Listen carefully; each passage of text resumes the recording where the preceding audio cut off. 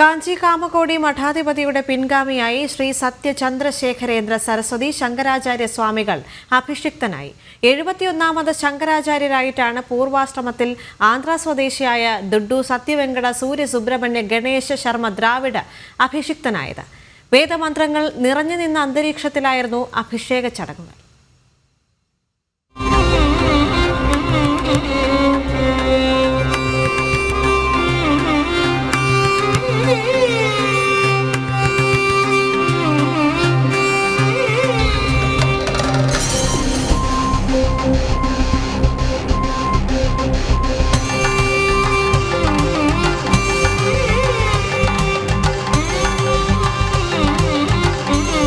പുലർച്ചെ 5:30 കാഞ്ചി കാമാക്ഷി അമ്പാൾ ദേവസ്ഥാനത്താണ് സന്യാസ ദീക്ഷയ്ക്ക് മുൻപായുള്ള ചടങ്ങുകൾ ആരംഭിച്ചത്.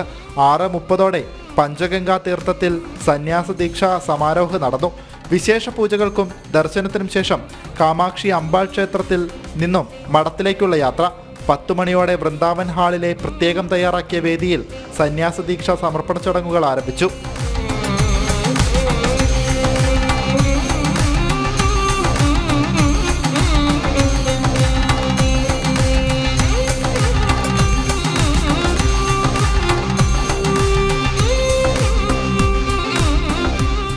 പതിനൊന്ന് 30 സന്യാസ ദീക്ഷ സ്വീകരിക്കുന്നതിലെ പ്രധാന ചടങ്ങായ ഭിക്ഷാവന്ദനവും പാദപൂജ സമർപ്പണവും ആരംഭിച്ചു.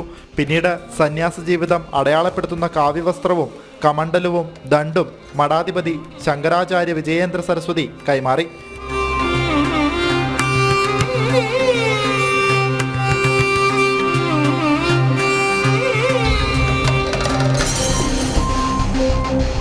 ജഗദ്ഗുരു ആദിശങ്കരാചാര്യരുടെ 2534ാമത് ജയന്തി മഹോത്സവത്തോടനുബന്ധിച്ചാണ് സ്ഥാനാരോഹണ ചടങ്ങുകൾ നടന്നത്. ആദിശങ്കരാചാര്യർ സ്ഥാപിച്ച പ്രമുഖവും ഏറ്റവും പഴക്കമേറിയതുമായ ശൈവ മഠമാണ് കാഞ്ചി കാമകോടി പീഠം. ന്യൂസ് ഡെസ്ക് ജനം.